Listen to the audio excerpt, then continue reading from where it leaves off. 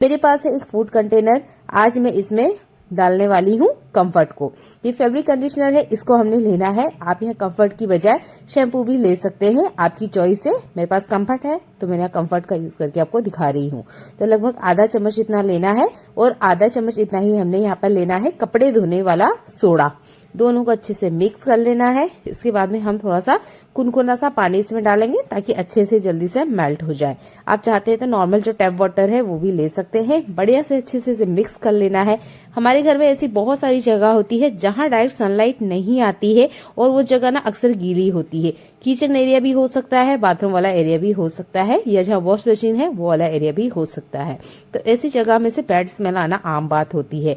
तो इस जगह को क्लीन करने के लिए आप यूज कर सकते हैं इस सॉल्यूशन को। तो पहले आप अच्छे से सूखे कपड़े से ड्राई साफ कर लीजिएगा। उसके बाद में इस लिक्विड में हमने डिप करना है और उसके बाद में आपने क्लीनिंग करना है।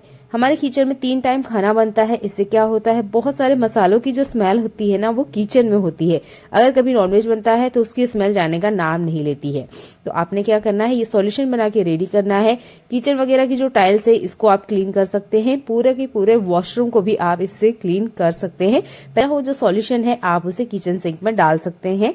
जहां पे भी नाली वगैरह का पाइप जाता है उस एरिया में आप डाल सकते हैं। आप देखेंगे इससे बहुत बढ़िया से अच्छी सी शाइन आती है। और हमारे किचन में ना ये कंटेनर बहुत ज्यादा होते हैं जिनका हम डेली लाइफ में यूज करते हैं। वीकेंड पे या जब भी आप इसे क्लीन करते हैं तो इसी तरीके से आप इस सॉल्यूशन में डिप करते जाइए और इसी कपड़े से वाइप कीजिएगा।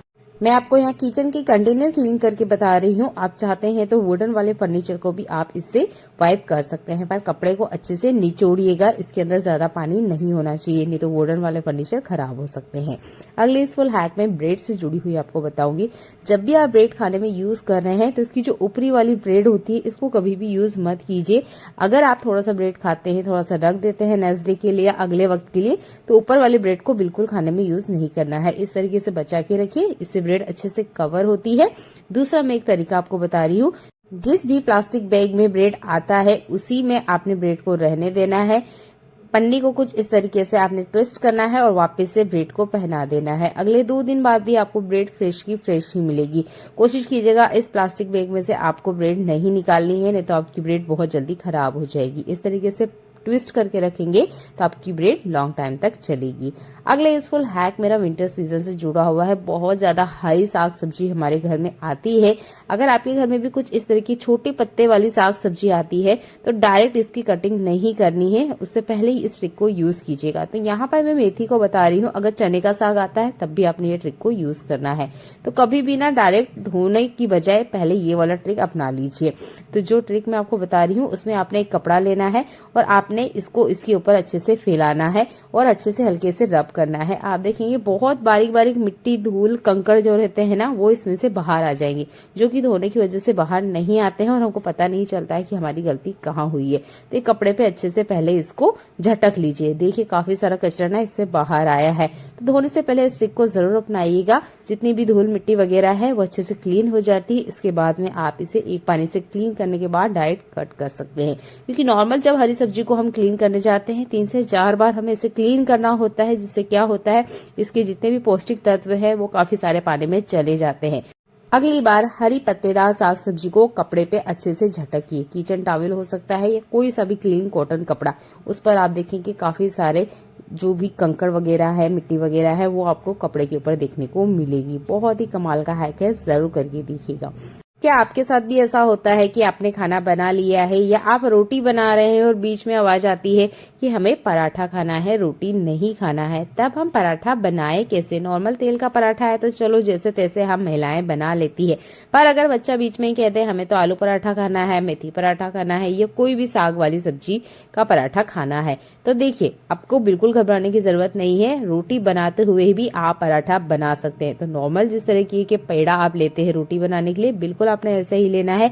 अगर रोटी बन भी जाती है तो कोई दिक्कत नहीं है, बस रोटी को तवे पे मत रखिए, उससे पहले इस ट्रिक को अपनाइए।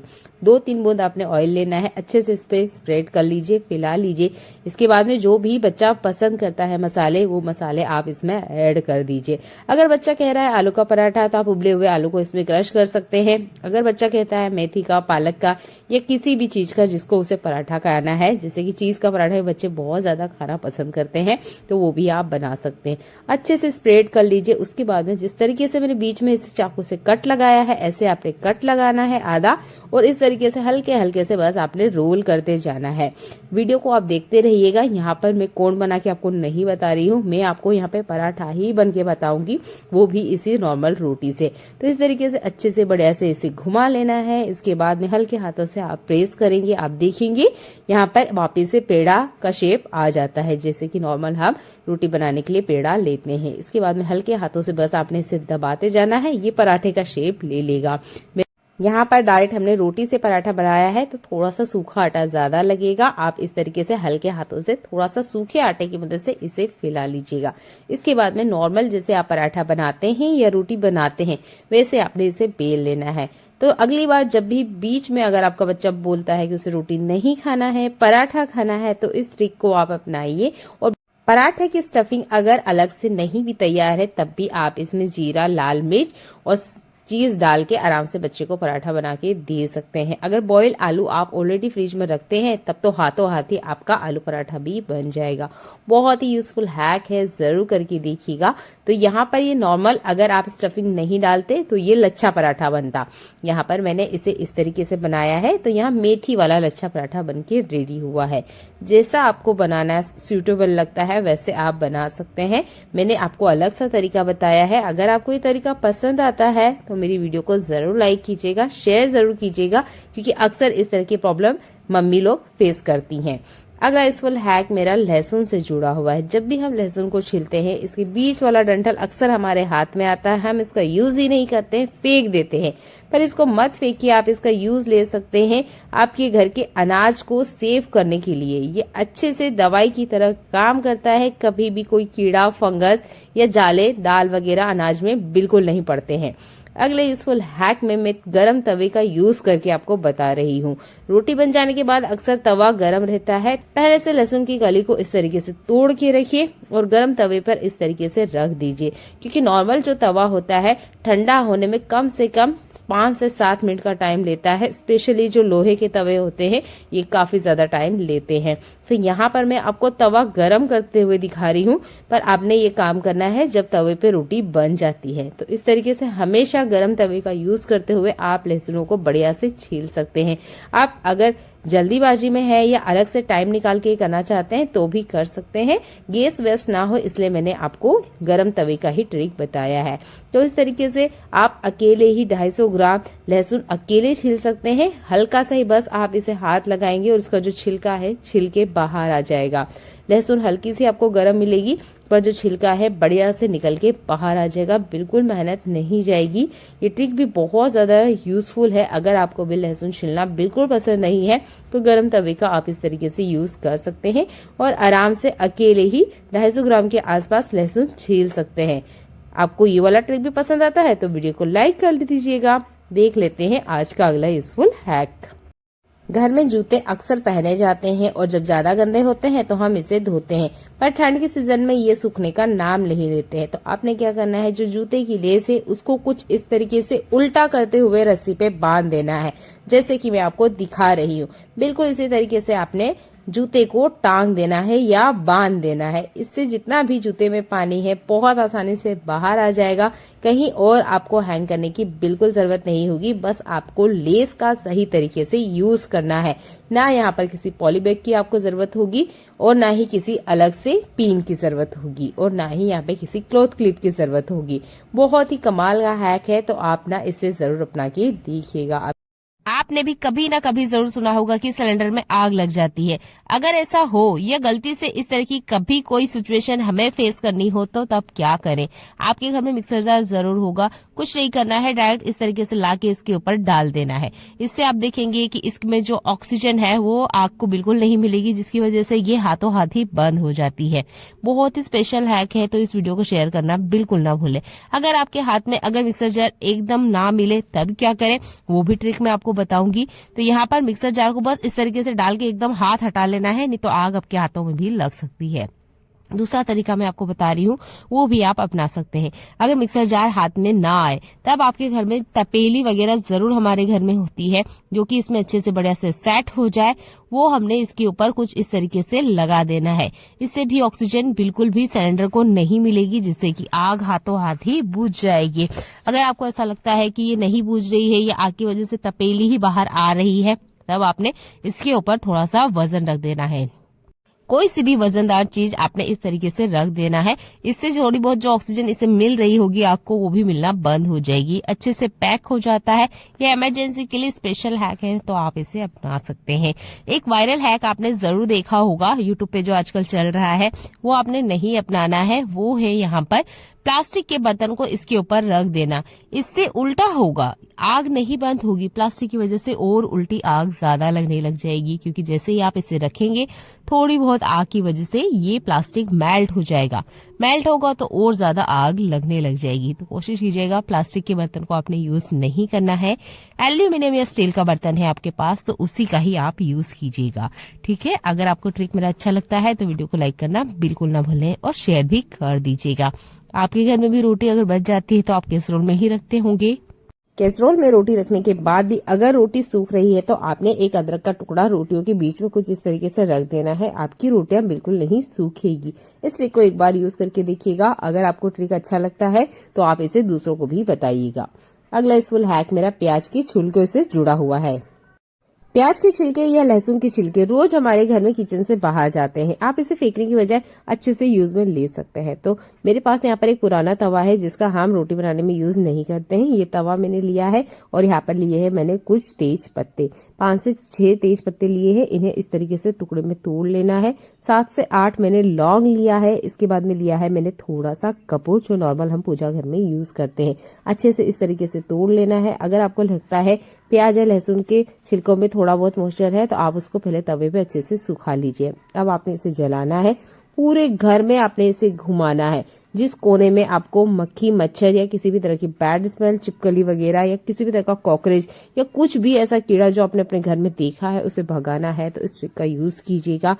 कपूर का इस्तेमाल घर की नेगेटिविटी को भगाने के लिए किया जाता है। तेज पत्ते से घर के सारे मक्खी मच्छर भाग जाते हैं और प्याज की जो स्मेल है वो किसी भी कीड़े को पसंद बिल्कुल नहीं आती है। और इसके साथ हमने लौंग ऐड किया है तो लौंग की स्मेल भी किसी भी कीड़े को बिल्कुल पसंद नहीं आती है। अच्छे से इसे जलाना है और पूरे घर में बढ़िया से आप इसे घुमा दीजिए। इसके बाद में आप इसे वॉशरूम में जाके रख दीजिए अगर ये थोड़ा बहुत जलता हुआ बच जाता है, क्योंकि वॉशरूम में से भी काफी सारी बैड स्मेल आती रहती है, हम चाहे कितना भी क्लीन कर लें।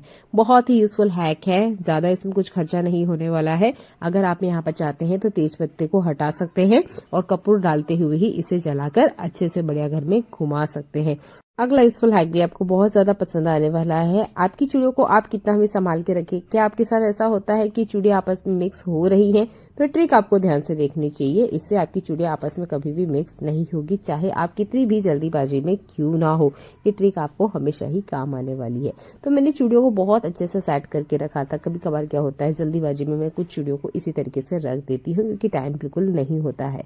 जो वर्किंग वूमेन है उनके पास तो बिल्कुल टाइम नहीं होता है। तो आप ना ये ट्रिक यूज कर सकते हैं। आपके घर में मिसिंग जुराब जरूर होंगे, आप उसका यूज कर सकते हैं। तो यहाँ जितना हो सके आप कॉटन वाला जुराब लीजिएगा। मेरे पास कॉटन वाला नहीं है, बच्चे का है, इसी का मैं आपको यूज करके बता रही हूँ। तो आप इसका यूज कर सकते हैं चूड़ियों को पहनने के लिए। बहुत बार ऐसा होता है कि हमारे हाथों में सूजन आ चुकी है, ये चूड़ियां काफी टाइम से रखी हुए है, हमने नहीं पहनी है, तो उसके साइज में भी ऊपर नीचे हो जाता है, जिसकी वजह से चूड़ियां हमें हाथों में बिल्कुल नहीं आती है। तो यहाँ पर ना आप जुराब का यूज कर सकते हैं चूड़ियों को पहनने के लिए। बहुत अच्छे से चूड़ी आ जाती है। तो ये जो चूड़ियां है ना प्लास्टिक की है, इससे क्या होता है कि हमारे हाथों में ना निशान पड़ जाते हैं, रेशेस आ जाते हैं।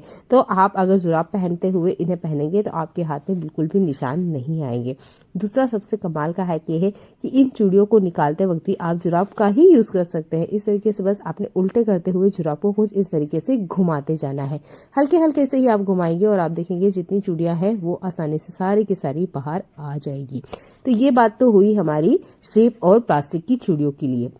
यहाँ पर आप देख सकते हैं घुमाते घुमाते ही ये चूड़ियां है ना अच्छे से कवर हो चुकी है सॉक्स में ही, और आप अच्छे से रोल करके इस तरीके से रख दीजिए। अब आपकी चूड़ियां कभी भी बिखरेगी नहीं। तो आप इस बात का जरूर ध्यान रखिए कि आपने कौन से कलर की चूड़ी इसके अंदर रखी है, या जब आपको इसे पहनना है तब आप इसे निकाल के देख सकते हैं। अगला इसफुल हैक मेरा कांच की चूड़ियों से जुड़ा हुआ है। कांच की चूड़ियां क्या होती है, अक्सर निकालते वक्त हाथों में लग जाती है, कट भी जाती है और हमारे हाथों में निशान पड़ जाते हैं, खून भी निकल आता है कभी कभार, तब भी ये ट्रिक बहुत ज्यादा काम करेगी। तो यहाँ पर कांच की चूड़ियां मैं निकाल के बता रही हूँ और ये काफी ज्यादा टाइट है, फिर भी इजीली ना आप देख सकते हैं बहुत आसानी से बाहर आ रही है।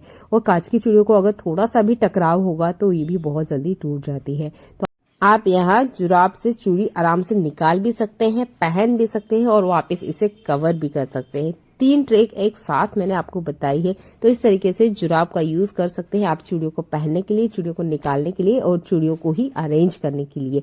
है ना कमाल का हैक। तो कभी भी मिसिंग जुराब को मत फेंकिए, ये आपकी बहुत ज्यादा काम आ सकता है।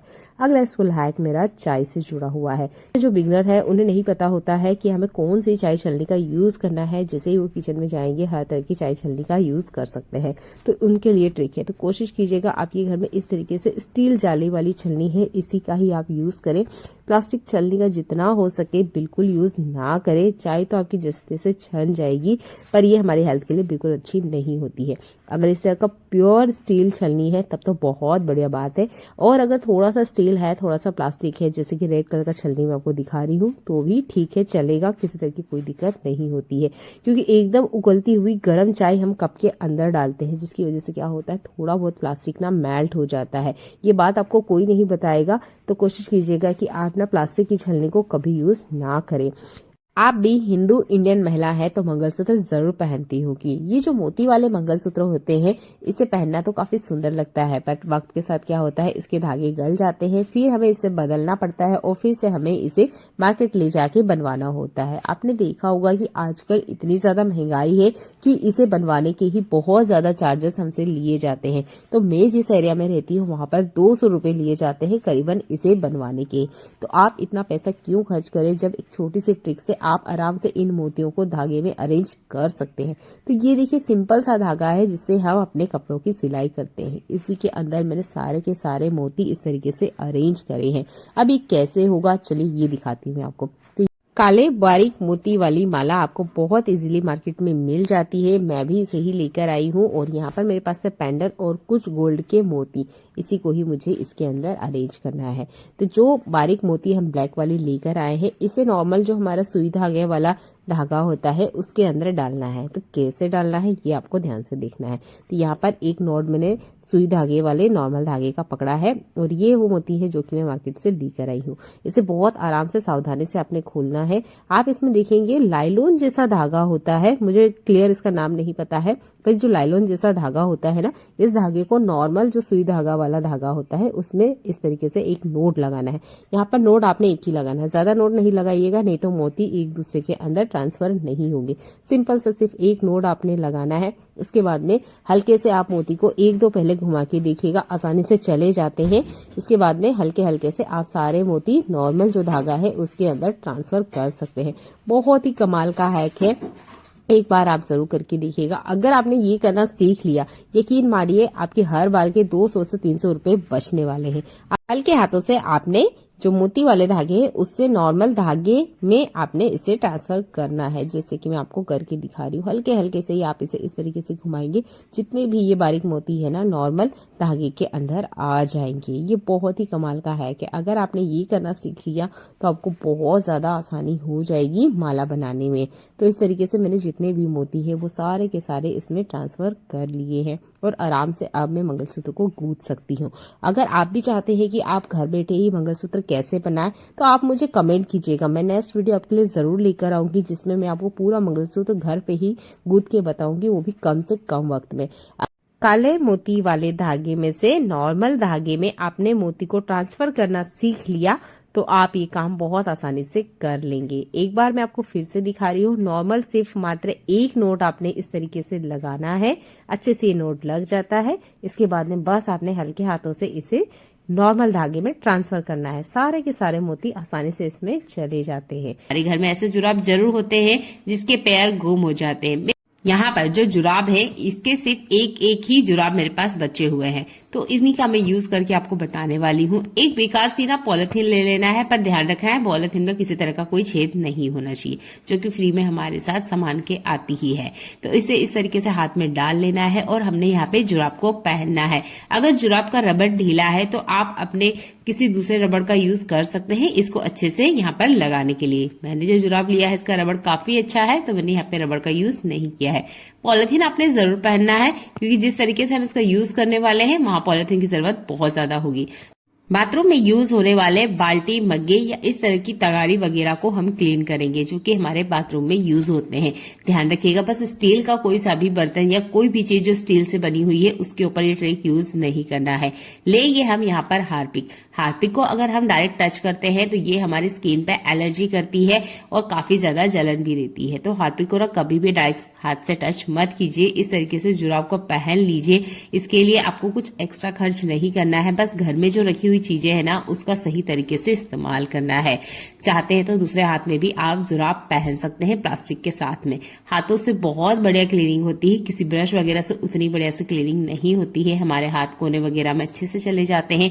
ये जो मग्गे होते हैं डेली लाइफ में बहुत ज्यादा यूज होते हैं, तो जब भी आपके पास टाइम मिलता है हफ्ते में या जब भी आपको टाइम मिलता है तब इसे आप जरूर क्लीन करें। देखिए, प्लास्टिक पहनने का सबसे अच्छा फायदा ये है, एक बूंद हार्पिक भी आपके हाथों को नहीं लगने वाला है। आप देख सकते हैं मेरे हाथ पूरे के पूरे ही सूखे हैं। तो इस तरीके से ना आप हार्पिक को टच करते हुए बढ़िया से अच्छे से आपके जो भी प्लास्टिक के बर्तन बाथरूम में यूज करते हैं क्लीन कर सकते हैं। अगला यूजफुल टिप आपको बहुत ज्यादा पसंद आने वाला है। हम महिलाएं हैं या घर में जो भी किचन में काम करता है उनके साथ अक्सर ये प्रॉब्लम होती है, जब भी प्याज, मिर्ची, लहसुन, अदरक को हम काटते हैं हमारे हाथों से बैड स्मेल जाने का नाम नहीं लेते हैं। बढ़िया से आप किसी भी चीज से क्लीन कर लीजिए, पर प्याज लहसुन की स्मेल नहीं जाती है। और अगर किचन में हम काम कर रहे हैं तो हमारे साथ ना ऐसा होता है कि अगर हम साबुन वगैरह से अच्छे से हाथ क्लीन कर लें तो फिर से हमें खाना बनाने का ही काम करना होता है। तो देखिए, बिना साबुन वाली ट्रिक मैं आपको बताने वाली हूँ, जिससे आपके हाथों की जो स्मेल है वो खत्म हो जाएगी। तो जब भी आप प्याज, लहसुन, अदरक, हरी मिर्ची काटते हैं कोशिश कीजिएगा सबको एक बार में ही काट ले। अलग अलग काटेंगे तो ये ट्रिक आपको बार बार करनी पड़ेगी। तो इस तरीके से चॉपिंग बोर्ड ले लीजिए और एक ही बार में सारी चीजों की कटिंग कर लीजिए। इसके बाद में इस ट्रिक को अपनाइए, आपके हाथों की बैड स्मेल चुटकियों में चली जाएगी। आपने किचन में से लेना है स्टील का बर्तन, जिसपे आप अपने हाथों को अच्छे से रगड़ कर सके और अच्छे से हाथों की पकड़ आ जाए। तो यहाँ मैंने ग्लास का यूज किया है, आप कटोरी वगैरह, चम्मच वगैरह का यूज कर सकते हैं। बहुत अच्छे से बढ़िया से आधे से 1 मिनट तक अपने हाथों को मलना है। जितनी भी हाथों में स्मेल है वो निकल जाएगी बिना किसी सॉल्यूशन को यूज किए हुए। इसके बाद में अपने किचन के काम आप कंटिन्यू कर सकते हैं। कोशिश कीजिएगा इस ग्लास को आपने यूज नहीं करना है, क्योंकि आपके हाथों की स्मेल ग्लास में चली जाएगी। तो इस ग्लास को आप धोने में रख दीजिएगा। नॉर्मल डिश वॉश से आप क्लीन कर लीजिए, ये क्लीन हो जाएगा। है ना कमाल का हैक? तो इसे जरूर करके देखिएगा, बहुत ही यूजफुल हैक है। आपको किसी तरह का भी कुछ साबुन यूज करने की जरूरत नहीं पड़ेगी और अपने काम कंटिन्यू आप कर पाएंगे। अगले यूजफुल हैक में मैं साबुन का यूज करके आपको बताने वाली हूँ। यहाँ पर लिया है मैंने नहाने वाला साबुन, और इसे ना हमें ग्रेटर की मदद से थोड़ा सा ग्रेट कर लेना है। ज्यादा नहीं, 1.5 से 2 चम्मच मैंने यहाँ पर साबुन को ग्रेट किया है। इस तरीके से बारीक ग्रेटर से आप ग्रेट करेंगे तो बहुत आसानी से हो जाएगा, क्योंकि हमें इसी तरह के साबुन चाहिए। तो यहाँ पर मैंने इसे अच्छे से ग्रेट कर लिया है। इसके बाद में हमें चाहिए हमारे किचन में यूज होने वाली लाल मिर्च। आप यहाँ काली मिर्च का भी यूज कर सकते हैं। तो जितना भी आपने साबुन को क्रश किया है, ग्रेटर की मदद से ग्रेट किया है, उसके आधे आपने लाल मिर्ची लेना है। दोनों को अच्छे से बढ़िया से मिक्स कर लेना है। अब ये सॉल्यूशन तैयार है। इसका यूज करेंगे हम हमारे किचन और घर के हर उस कोने में जहां भी आपने कॉकरोच और चूहा देखा है, क्योंकि कॉकरोच और चूहा एक ऐसा कीड़ा है जिसे कोई अपने घर नहीं बुलाना चाहता है, पर जहां हम रहते हैं ना, ये बिन बुलाए मेहमान आ जाते हैं। घर में छोटे बच्चे हैं तो केमिकल का यूज ना करें, इस तरीके से घरेलू नुस्खों का यूज करें और अपने घर से इन कीड़ों को भगाएं। इसे खाते ही उनके पेट में बहुत ज्यादा तीखी जलन होती है, बबल्स बनते हैं, जिसकी वजह से वो सांस नहीं ले पाते। कोशिश कीजिएगा पानी को खुला ना रखें, क्योंकि पानी पीते ही ये सॉल्यूशन उनके ऊपर वर्क नहीं करेगा। तो पानी को ढक के रखें और इसे आप चूहों के लिए रख दीजिए, चूहे घर से भाग जाएंगे।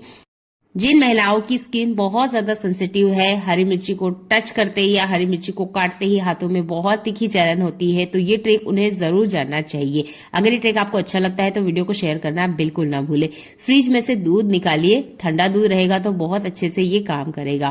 तो यहाँ पर लिया है मैंने मलाई को। अगर आपके पास मलाई है तो मलाई का भी यूज कर सकते हैं, अगर दूध है तो आप दूध का भी यूज कर सकते हैं। ठंडा दूध लेंगे तो 20 से 25 सेकंड के अंदर ही हाथों में जितनी भी जलन है वो खत्म हो जाएगी। अगर नहीं हो रही है तो आप इसे फ्रीजर में कुछ सेकंड के लिए रख दीजिए। फ्रीजर में बहुत जल्दी से मलाई दूध सेट हो जाता है और उसके बाद में अपने हाथों में अच्छे से लगा लीजिए। हाथों को धोना नहीं है, कम से कम 15 से 20 मिनट तक। जितनी भी जलन है वो अच्छे से बढ़िया से खत्म हो जाएगी। आप चाहते हैं तो यहाँ बर्फ का भी यूज कर सकते हैं, पर बर्फ बहुत ज्यादा ना ठंडी लगती है, तो इस तरीके से आप मलाई का यूज करते हुए अपने हाथों की जलन को बढ़िया से मिटा सकते हैं। इसके लिए भी आपको कोई रुपया खर्च नहीं करना है। यहाँ पर क्या होता है, कभी कभी ना हमें रोज ही खाना बनाना होता है, तो बार बार अगर हाथों में जलन हो रही है तो इस ट्रिक का यूज आप कर सकते हैं। अगर आप बिगनर है तो ये ट्रिक आपको जरूर पसंद आएगी। अगर आपको अच्छा लगता है तो इस ट्रिक को शेयर करना बिल्कुल ना भूलें, क्योंकि मिर्ची काटने की वजह से मैंने बहुत लोगों को देखा है कि उन्हें हाथों में बहुत तीखी जलन होती है, तो ये ट्रिक आप उन्हें जरूर बताएं। अगला यूजफुल हैक भी आपको बहुत ज्यादा पसंद आने वाला है। जैसे कि ठंड का सीजन चल रहा है और ठंड के सीजन में दही बिल्कुल मार्केट जैसी घर पे कैसे जमाए, तो ये ट्रिक आपको जरूर देखना चाहिए। पहले मैं आपको रिजल्ट दिखाना चाहूंगी। तो यहाँ पर देखिए, जो दही मैंने निकाला है बिल्कुल धक्केदार मोटा दही मैंने जमा के आपको बताया है और ये कड़कड़ाती ठंड में जमाया है।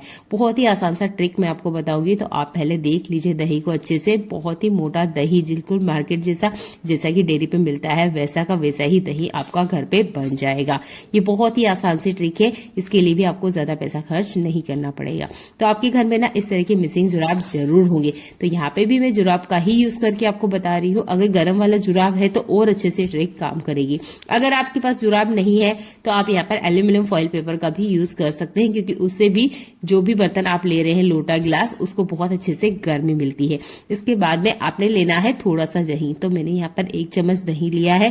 ठंड के सीजन में आप दही जमा रहे हैं तो कोशिश कीजिएगा दही को इसी तरीके से छोड़ के डायरेक्ट दूध नहीं डाल देना है। दही को बहुत अच्छे से इस तरीके से घुमाना है। जितना आप इसके बेस में अच्छे से घुमाएंगे उतने अच्छे से वर्क करेगा। जो भी दूध आप इसमें डाल रहे हैं वो हल्का गर्म होना चाहिए, एकदम ठंडा दूध नहीं डालेगा, क्योंकि ठंड के सीजन में ये जल्दी से सेट नहीं होगा। तो हल्का कुनकुना सा दूध लेना है, बहुत ज्यादा गर्म भी नहीं लेना है। बीटर या चम्मच की मदद से बहुत बढ़िया से इसे मिलाना है। मिलाने के काम में कंजूसी नहीं करना है। अच्छे से जब मिल जाए, इसके बाद में आटे का डिब्बा हो या इस तरह के चावल का डिब्बा हो, उसमें इस तरीके से सेट कर दीजिए। इससे क्या होगा, बहुत ज्यादा इसको गर्मी मिलेगी। आपको एक्स्ट्रा कुछ नहीं करना है, बस आपने इसे ढक देना है। रात भर के लिए छोड़ दीजिए। नेक्स्ट मॉर्निंग आपको बिल्कुल गाढ़ा दही मिलेगा, जैसे कि मैंने आपको पहले दिखाया है। बहुत यूजफुल हैक है। अगर आप भी दही खाना पसंद करते हैं तो इस ट्रिक को यूज कीजिएगा। ये ट्रिक भी आपको अच्छा लगता है तो वीडियो को शेयर कर दीजिएगा। चैनल पर पहली बार आए तो चैनल को सब्सक्राइब कर लीजिएगा। आप भी अप्पे खाना पसंद करते हैं तो ये ट्रिक आपको ध्यान से देखना चाहिए। जब भी हम अप्पे बनाते हैं तो आपने देखा होगा ये ठीक से ना निकलते नहीं है। हम इसे जैसे तैसे निकाले तो ये टूट जाया करते हैं। तो आप ना चाकू का यूज कर सकते हैं और हल्के हल्के से आप इसे इस तरीके से उठाएंगे ना, तो आप देखेंगे अप्पे ना वैसे के वैसे ही निकलेंगे जैसे कि मार्केट में हमें मिलते हैं। बहुत ही आसान सा ट्रिक है। तो जब भी आप अप्पे निकलते हैं ना, तो कुछ और मत यूज कीजिए। चम्मच वगैरह से भी ये बहुत आसानी से नहीं निकलते हैं। इनका साइज होता है वो भी बिगड़ जाया करता है। तो चाकू को ध्यान से देखिए, जिस तरीके से मैं निकाल रही हूँ बिल्कुल ऐसे ही आपने निकालना है। इसके चारों कॉर्नर पे थोड़ा थोड़ा सा आप इसे उठाएंगे, आप देखेंगे बहुत आसानी से ना बाहर आ जाएंगे। अगर आप पहली बार कर रहे हैं तो हाथों से इस तरीके से पकड़ लीजिए, मीडियम फ्लेम पे इसे बनाइए। ये बहुत आसानी से घर पे भी बन जाते हैं। बस चाकू की आपने यूज करना है। कुछ और चीज यूज करेंगे तो अप्पे तो जैसे तैसे निकल जाएंगे, पर साइज ना बिगड़ जाता है। तो हॉस्पिटल जाना किसी को भी पसंद नहीं है, पर हॉस्पिटल जाने का वजह मेन होती है हमारी बॉडी में आयरन की कमी। अगर आयरन की कमी होगी तो खून की कमी होगी, और ये होना एक आम बात है। घर में बढ़ते बच्चे हैं तो उनको आयरन की कमी होती है। आप खुद हो या घर के दूसरे मेंबर हो, तो इस आयरन की कमी को हम दूर कैसे करें। तो यहाँ पर लिया है मैंने 1 गिलास दूध, लोहे का तवा, आपके पास जो भी लोहे का बर्तन है, कढ़ाई वगैरह, तपेली वगैरह, उसमें आपने इस दूध को अच्छे से 1 मिनट तक बॉईल करना है।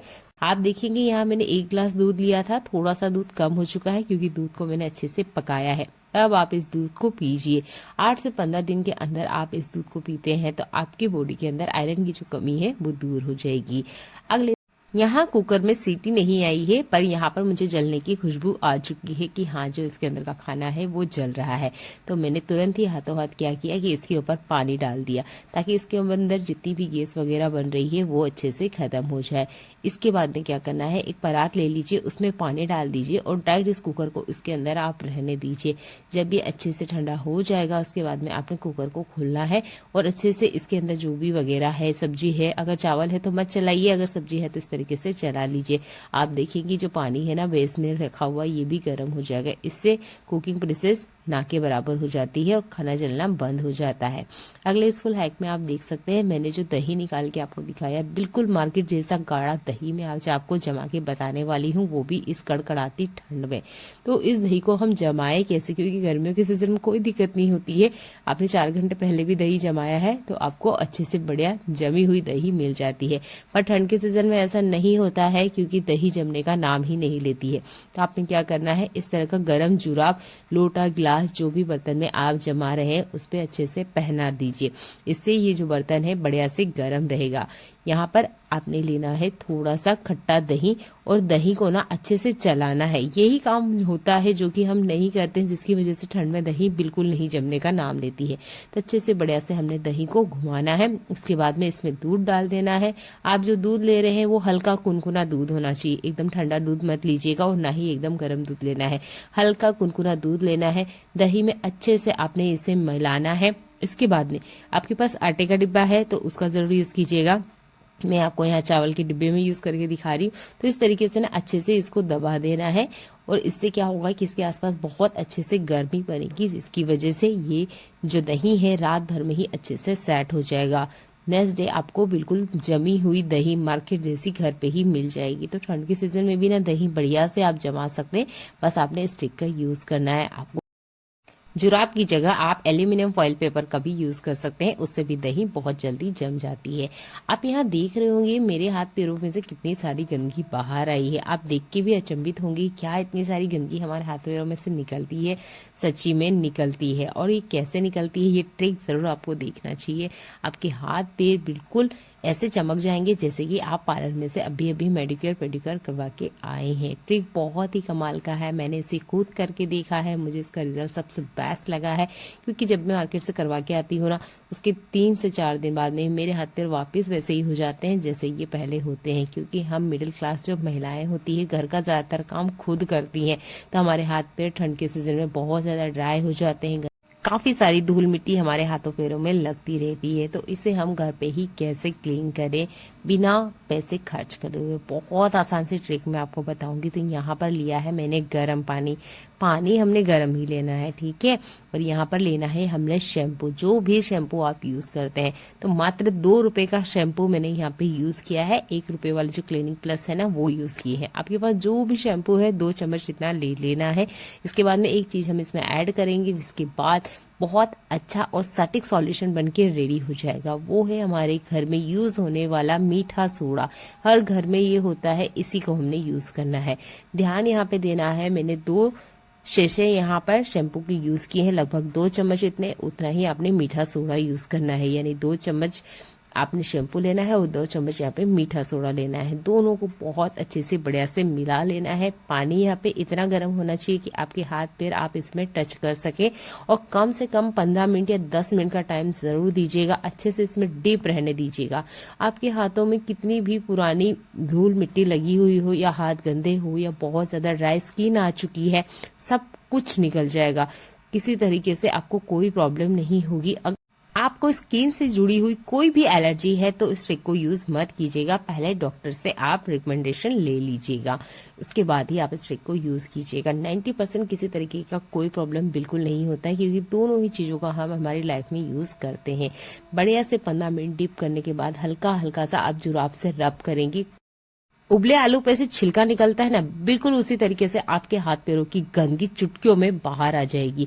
यूज आपने जुराब का ही करना है, कुछ एक्स्ट्रा चीजें यूज करने की आपको बिल्कुल जरूरत नहीं है। अगर फिर भी अगर जुराब से नहीं निकलता है तो आप कॉटन का कपड़ा यहाँ पे यूज कर सकते हैं। आपके पैसे भी नहीं खर्च होंगे और आपके हाथ पैर अच्छे से बढ़िया क्लीन हो जाएंगे, जैसे कि आप पार्लर से करवा के आते हो।